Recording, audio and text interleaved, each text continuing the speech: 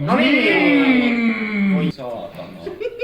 No niin, tervetuloa taas tänne maailman Suomen oksettavimpaan kokkishowhun. Anus, no Viina Tips 2 tämä nyt näyttää taas jälleen kerran olevan, mutta tässä jaksossa me sekoitamme herkkupiirtelön, joka tämä eroaa tavallisesta alkoholipitoisesta juomasta siten, että tässä saa vaniljajäätelöä ja maitoa. Että se olisi semmoinen enemmän piirtelömäinen rakenne, mutta no, katsotaan mitä tästä sitten loppujen lopuksi tulee. Tää ei ollut pakkasensa. Se on ollut vaan ulkona.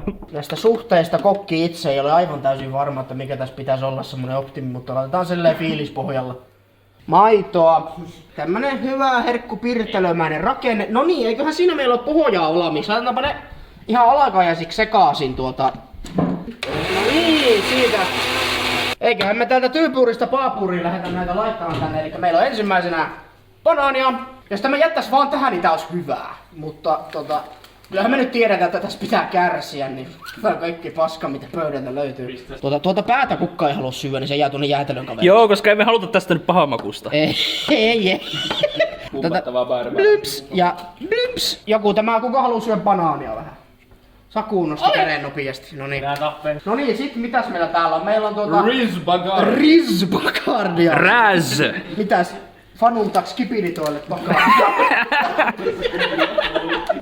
Siitä pieni loraatti sinne vähän. Vanilja ja mustikka, luonnollisesti helvetin hyvä yhdistelmä, eli mossua lyöhän tuonne sekhaan vähän se. Siitä Nyt se olisi niinku ihan vittu. Se olisi ihan vittu jees. Tätähän tänne kukaan ei niinku oikeasti varmasti halua, paitsi joku Ossi, mutta... Herkku. En mä kyllä tiedä, haluuko Ossikaan sitä sinne. Ehkä semmonen maltillinen pieni. No niin, sit meillä on sangria, eli tämmöstä mummon punaviinimehuhommelia. Sitten sinne, Ja sit meillä on sipsi. Salted vinegar sipsi. Ja sitten meillä on hirveän lihaa! Saatana! Tuota rasvaa tuolta. Joo, koska me halutaan tästä...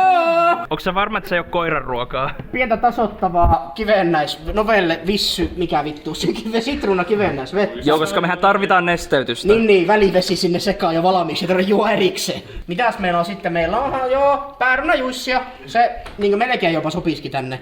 Ja tässä vaiheessa, kun meillä on taas niitä food retarded ihmisiä täällä meidän seassamme, niin pyöräytetään tämä nyt tästä niin ensimmäinen kierros ennen viimeisen aineosan lisäämistä, joten katsotaan miten tämä monsterivärkki täällä pyörii. Ei muuta kuin katsotaan, nyt syntyy ydinjätettä, lapsoset hyvät, kuulkaas. Ja ei muuta kuin... Noniin, no tämä siis näyttää mustikka pirtelöltä. Se on vähän laihaa kyllä. No niin, sitten meillä on vielä kotikaljaa, vielä viimeinen semmonen itämainen arvo. Oho, se bulpsahti sinne oikein kunnolla tommonen. Nyt joku kusi tonne. Nyt semmonen, semmonen ruskea raita sinne. Noniin ja... Noniin, voi niitä parkoja, kelle se hirvenliha tulee sitten. Ei se, tuohan se niin eltaantuneelle. Noniin, ketkä kaikki haluaa tätä herkkua? Opa. Oi. Nyt meni pöydälle. Onneksi sitä ei voi siivota. Siinä näkyy tämmösiä pieniä hirviartifakteja tuolla. Ootas.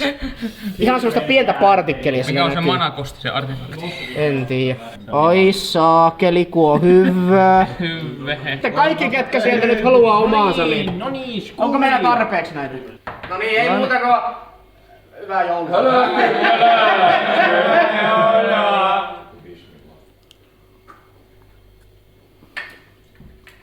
No ei ollut edes paha. Ei ollut paha. Joo, mä olin ihan hyvä. No en kyllä jois poista. Tää jälkimaku... Joo, tää jälkimaku on aika hirveä. Tää kyllä... Se hirvi siellä. Se hirvi tuli kummittelemaan. Heti tuli parempi olo. Anna rampi minulle. Kiitos kun katsoitte ja oksentamisiin.